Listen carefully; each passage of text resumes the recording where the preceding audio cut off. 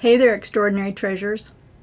No, Jewel can't prepare or print Form 1099 for you, but Jewel can give you a complete list of all possible candidates. From there, you can sort out the actual recipients. This is how it works.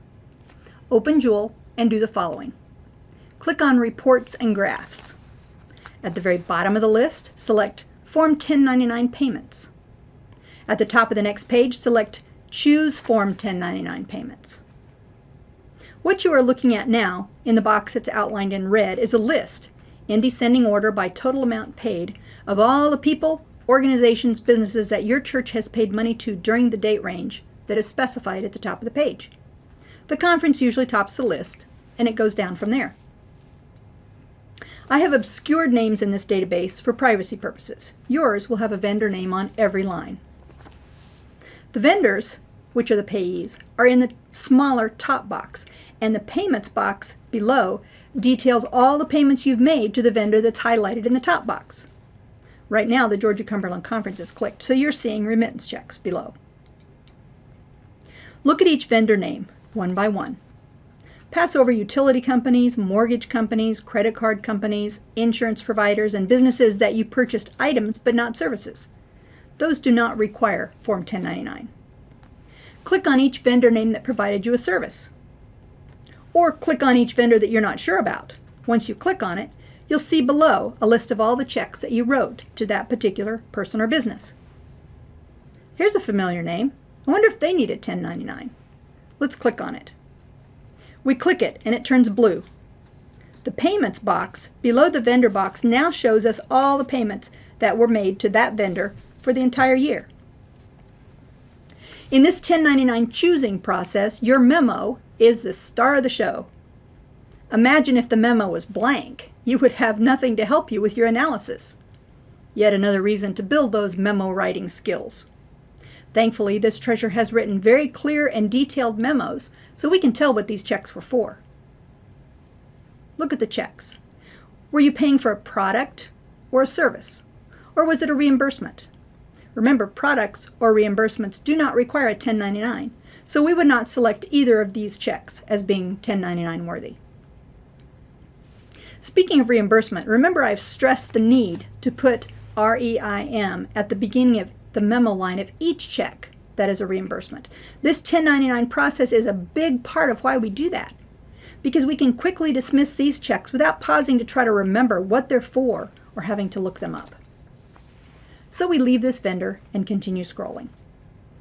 This one looks promising. Let's click on it.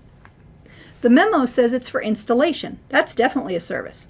So we click on each of the little 1099 boxes to the left of each check. And we note that the 1099 total updates itself as they are checked. While we are here, if one of those checks had said supplies and the other had said labor, we would have checked off the labor check but not the supplies check. But since the vendor didn't give a separate invoice for each, we will issue a Form 1099 NEC for the total amount. Also notice that the name of the vendor includes INC, Inc. I will show you how to verify that in a minute, but in the meantime, we're making a list of all possible recipients, so check it off. We can trim the list down later. As we scroll, we click on each check that was a payment for a service. Click on Select All if all the checks qualify. One other thing to watch for is same vendor, different name scenarios. If you paid $460 to John Smith and $580 to Smith John, that vendor combined has passed the $600 or more threshold. When writing checks to vendors, try to pick a name and use it consistently to avoid this problem. If you think you might have any of those, you'll have to go below the $599 mark on your vendor list to find them. Otherwise, you can stop scrolling at $599. After you've completed your tour of the vendor names, look to see if you paid your pastor or anyone else on the Georgia-Cumberland Conference payroll a financial gift of any amount. Click on those payments to add them to the list as well. After you click on the green OK in the top right corner, you have a list that tells you how many vendors you have chosen as possible Form 1099 recipients. Next, we need to go back over our list, because if a business is incorporated in your state, They do not need Form 1099.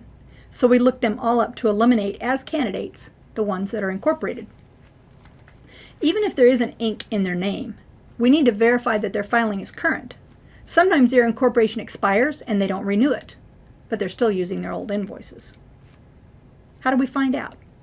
Each state has an up-to-date listing of all corporations in their state.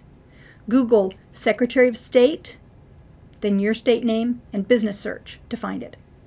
The sites sometimes vary, so I'm not giving you links, but this is what each state's search page currently looks like. Tennessee, Georgia, North Carolina, and Alabama. Yes, we have churches in all 4 states. If you search and there are no records, that company is not incorporated.